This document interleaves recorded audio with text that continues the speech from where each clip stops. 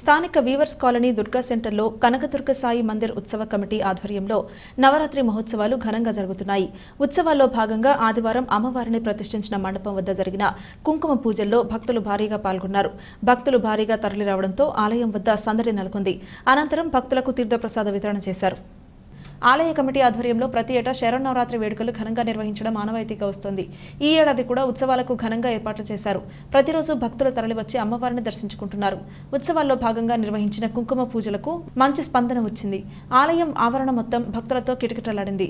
ఈ నెల 12వ తేదీ వరకు ప్రతిరోజు అమ్మవారికి ప్రత్యేక పూజలు, అభిషేకాలు జరుగుతాయని తెలిపారు.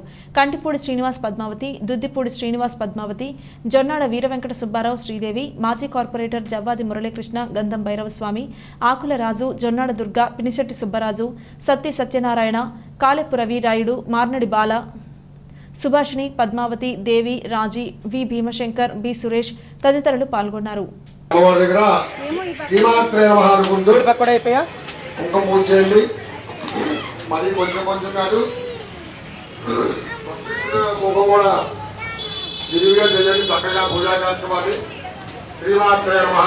అమ్మవారి యొక్క మూలావతారం కాబట్టి లలితా త్రిపుర సుందరి దేవిని ఒక రోజు భక్తితో కొలుచుకుంటూ పౌర్ణమాసం సందర్భంగా ఇవాళ అమ్మవారికి దంపతి పూజలు అనగా 108 దంపతులు కుంకుమార్తెన పూజా కార్యక్రమంలో భాగంగా ఇవాళ దంపతులందరూ కూడా ఇక్కడ చేకూరి చక్కటి పూజా కార్యక్రమాన్ని ఆచరిస్తూ వ్రతాన్ని భక్తి శ్రద్ధలతో ఆచరించడం జరిగింది. ఈ కార్యక్రమాల్లో భక్తులందరూ కూడా విధిగా పాల్గొన్నారు. అలాగే అమ్మవారి యొక్క ప్రతిమలు, అమ్మవారి పూజా కార్యక్రమానికి కావాల్సిన